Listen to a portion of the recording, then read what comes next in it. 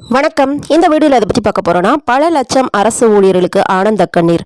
மத்திய அரசின் மிகப்பெரிய முடிவு குறித்து தான் இந்த வீடியோவில் பார்க்க போகிறோம். அது என்னென்னு தெரிஞ்சுக்கிறதுக்கு முன்னாடி நீங்கள் நம்ம சேனலை சப்ஸ்கிரைப் பண்ணலைன்னா சப்ஸ்கிரைப் பண்ணி பக்கத்தில் இருக்க பெல் பட்டனையும் மறக்காமல் ப்ரெஸ் பண்ணி வச்சுடுங்க. அப்போ தான் நான் போகிற முக்கியமான தகவல் உங்களை சேரும். இப்போ வாங்க வீடியோக்குள்ளே போகலாம்.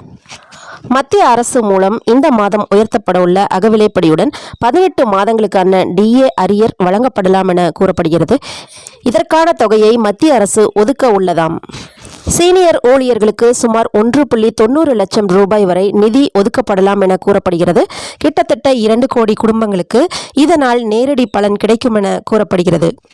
ஏற்கனவே மத்திய அரசு ஊழியர்களுக்கு இந்த ஆண்டு டிஏ உயர்வு 4% செய்யப்படுவதாக அறிவிக்கப்பட்டுள்ளது. அதன்படி 46% உள்ள டிஏ 50% உயர்ந்துள்ளது.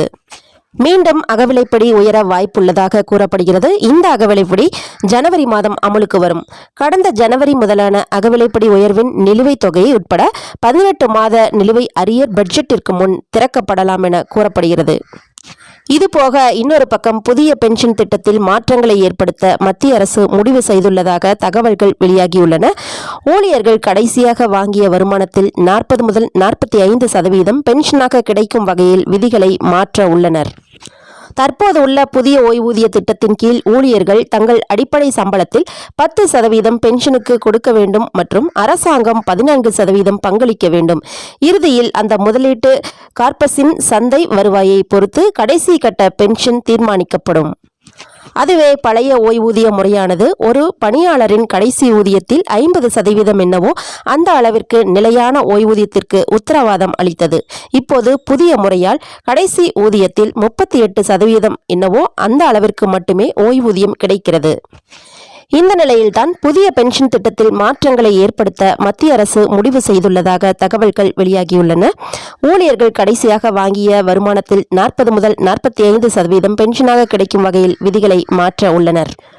இதுபோக மத்திய அரசு ஊழியர்களுக்கு இந்த ஆண்டு அகவிலைப்படி உயர்வோடு சேர்த்து HRA உயர்வும் இருக்கும் என்று அரசு வட்டார தகவல்கள் தெரிவிக்கின்றன.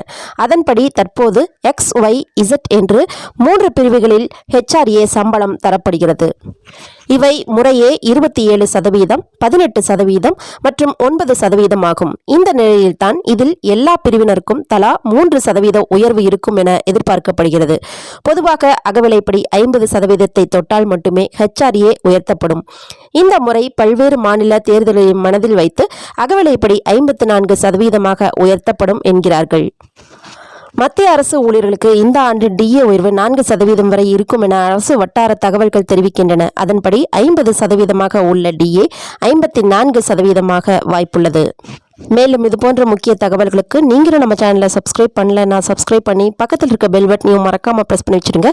அப்பதான் நான் போடுற முக்கியமான தகவல் உங்களை சேரும்.